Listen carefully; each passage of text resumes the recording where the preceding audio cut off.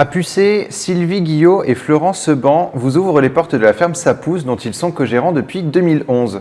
Pour en parler avec nous, je reçois aujourd'hui Florent Seban, paysan et co-gérant de la ferme Sapouze. Bonjour et bienvenue sur Sensation. Alors la ferme Sapouze a été créée en 2011. Sur votre site, on découvre que c'est à la demande de la mairie de Pucé. Alors justement, expliquez-nous l'histoire de votre ferme. Alors nous avec Sylvie, on a cherché des terres pendant 3 ans. En fait, on n'est pas fils ou fille de paysans et du coup c'est compliqué d'avoir accès à de la terre. On a eu différentes pistes privées, publiques, des agriculteurs, des châteaux qui pouvaient peut-être nous laisser des terres, mais ça s'est jamais concrétisé. Et puis on a répondu à une annonce de la mairie de Pucé qui cherchait pour ce terrain des maraîchers pour produire en bio. Et donc nous, quand on a reçu cette annonce, on a directement candidaté. Et puis en 6 mois de temps, après 5-6 réunions avec les élus qui étaient très motivés, on a évacué une à une les difficultés et les obstacles qui auraient pu faire qu'on ne s'installe pas à Pucé. Et voilà, on a commencé en 2012 à fournir les premiers paniers de légumes. Alors vous proposez beaucoup de choses, des légumes, des plantes aromatiques, des fruits ou encore du miel. Comment choisissez-vous les produits que vous cultivez ? Alors nous, on essaye de penser notre système agricole avec les gens qui nous entourent. On aime bien parler d'agriculture citoyenne où finalement on est en dialogue, en échange avec les gens et on identifie ce que eux souhaitent que l'on produise. C'est ça un peu le principe des AMAP, les associations pour le maintien d'une agriculture paysanne, où on a toute une série de familles autour de nous qui souhaitent que le terrain sur lequel on est soit produit sans pesticides et soit riche écologiquement. Et donc pour ça, ils nous demandent de produire différents produits et ils s'engagent à l'année avec nous en finançant notre production sur toute l'année. Alors justement, plus en détail, en quoi consiste l'agriculture citoyenne ? Vous venez d'en dire quelques mots. Plus en détail, c'est quoi ? C'est qu'on ne va pas mettre d'un côté des gens qui produisent de la nourriture et de l'autre côté des gens qui mangent quelque chose dont ils ne connaissent pas l'origine. Mais au contraire, on va essayer de s'unir et de se dire ensemble, on est plus fort pour décider de ce qu'on veut manger, de comment on produit ce qu'on mange et puis de comment on le mange. Et donc, du coup, on a des gens qui sont en dialogue permanent avec nous pour décider de ce qu'on produit, qui s'engagent en finançant notre production et puis qui participent même à notre système agricole. On a par exemple des gens qui voulaient qu'il y ait plus d'arbres sur notre ferme et nous, on veut absolument qu'il y ait plus d'arbres sur notre ferme. Mais quand on est seul sur sa ferme, se dire je me lance dans un chantier de plantation d'arbres, c'est ambitieux. Alors que quand on a 50 personnes qui viennent sur une demi-journée nous aider à planter 400 arbres ou arbustes, le truc est vachement plus rigolo déjà. Et puis après, on y arrive. Et puis tout un chacun qui a contribué à planter des arbres se sent un peu partie prenante du projet agricole et territorial. Donc pour nous, c'est vraiment très créateur de liens et puis ça fait bouger les territoires en fait, ces dynamiques agricoles qui impliquent les citoyens. Alors la deuxième définition que vous donnez à votre agriculture, c'est une agriculture biologique. Le terme est souvent entendu mais pas toujours compris. Pouvez-vous nous en dire un petit peu plus sur l'agriculture biologique ? Alors, une agriculture biologique, c'est une agriculture où on décide de ne pas utiliser de produits issus de la chimie de synthèse.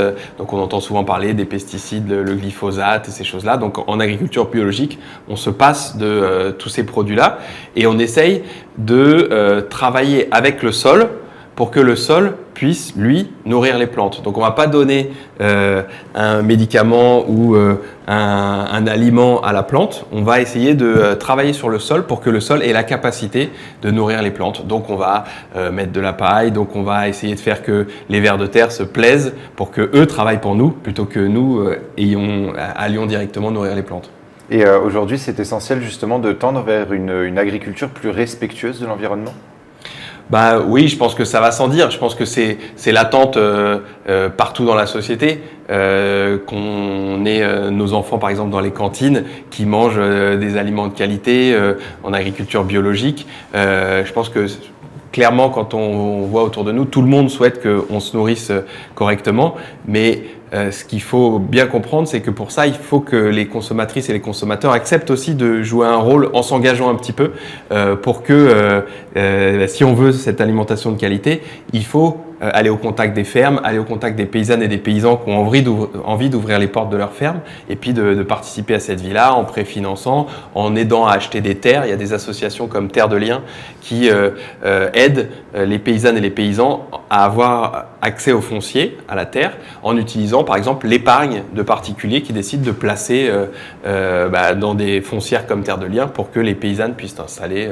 Voilà. Et on l'évoquait un petit peu plus tôt, vous cultivez des plantes. Que faites-vous de ces plantes ? Alors, donc on cultive des plantes aromatiques et médicinales. Sur la ferme, on a autoconstruit un séchoir et donc on fait des tisanes, des aromates, des sels aux herbes, des sirops. Là, on vient de faire un laboratoire de transformation et donc du coup, on développe aussi des confitures à base de plantes. L'idée, c'est qu'on a des plantes qui sont sur la ferme, qu'on cueille, d'autres qui sont dans des petits boisements à côté, qu'on va chercher aussi. Et donc, dans le séchoir, en 2-3 jours, la plante sèche. Et puis nous, on en fait une tisane que les gens peuvent avoir. Et on va aller un petit peu plus loin que les légumes et parler des produits un peu atypiques que vous proposez à la vente. Comme le sel aux herbes, vous proposez un sel aux aromates, un sel au thym ou encore un sel au persil. Comment faites-vous pour créer un sel aux herbes ? Alors, du coup, il y a eu pas mal de recherches sur les goûts et les arômes au départ. Maintenant, on a des process un peu normés. Donc, on sait ce que vous venez de citer. Donc, c'est les produits qu'on fait. Donc, on a un sel, du coup, qu'on achète, mais qui est classé Nature et Progrès, donc qui a été produit dans des bonnes conditions. Et on mélange avec des herbes qui sont déjà séchées et en grande quantité. C'est-à-dire que nous, on appelle ça sel aux herbes parce que les gens sont plus habitués à ce mot, mais c'est plus des herbes au sel parce qu'il y a beaucoup d'herbes, parce que nous, on produit des herbes, donc finalement, c'est plus cohérent. Et donc, les herbes qu'on a séchées, on vient les mixer avec le sel et donc on fait des petits pots que les gens utilisent pour saler. L'avantage de ce produit-là, c'est que nous, par exemple, on a 3 filles et elles ont tendance à en mettre et finalement, les gens salent beaucoup moins parce que du coup, ils ont l'impression de saler beaucoup, mais il y a beaucoup d'herbes en fait dans ce qu'ils salent. Et la ferme Ça Pousse est également une ferme pédagogique. Quels sont les ateliers que vous proposez pour les jeunes ? Alors, on est pas mal en partenariat avec des écoles, centres de loisirs, parce que nous, on aime beaucoup ouvrir les portes de notre ferme et puis de voir les enfants s'approprier un peu la chose agricole et l'alimentation. Et donc, en fonction de ce que les enseignants attendent et des programmes, on leur propose des programmes sur des sorties sur la biodiversité où on va creuser un peu les haies, les vers de terre, la mare, des choses comme ça.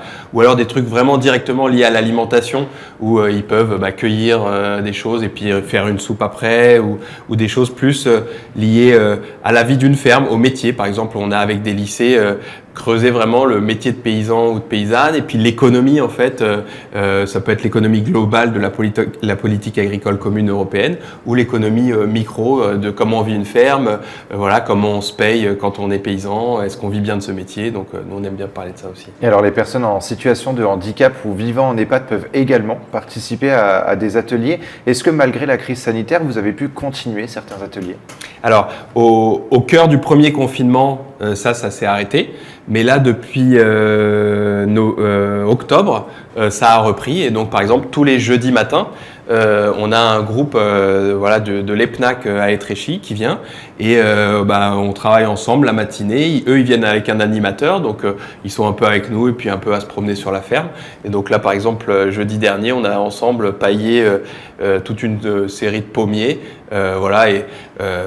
Pour nous, on sent que c'est vraiment super pour eux de venir à la ferme. Et puis nous, ça égaye un peu notre quotidien, on rigole un peu en travaillant, ça fait du bien des fois. Et alors la crise sanitaire a eu un effet positif, celui de mettre en avant les circuits courts. Pourquoi faut-il privilégier les circuits courts aujourd'hui ? Parce que finalement, les circuits courts, ça permet, au-delà d'avoir accès à une alimentation de qualité locale, ça permet de faire vivre un territoire. Lorsqu'on est en circuit court, on crée des emplois, on crée de l'activité économique et on a un territoire qui émerge et qui a plus de possibilités pour proposer notamment à des jeunes des opportunités. Nous, on a chez nous, par exemple, en ce moment, un jeune qui est lycéen, qui se pose des questions et qui se dit pourquoi pas paysan. C'est la question du circuit court qui l'amène à ça parce que finalement, il se dit mais en fait, il y a de plus en plus de gens autour de moi qui se disent j'achèterais bien quelque chose de local, peut-être qu'en fait il y a un emploi pour moi dans ce secteur-là. Et ça vous permet d'échanger avec les consommateurs. Merci beaucoup Florent d'avoir été avec nous sur Sensation. Pour plus d'informations sur votre ferme, on peut se rendre sur le site fermesapousse.fr. Et pour revoir ou réécouter cette émission, rendez-vous sur notre site et application Radio Sensation.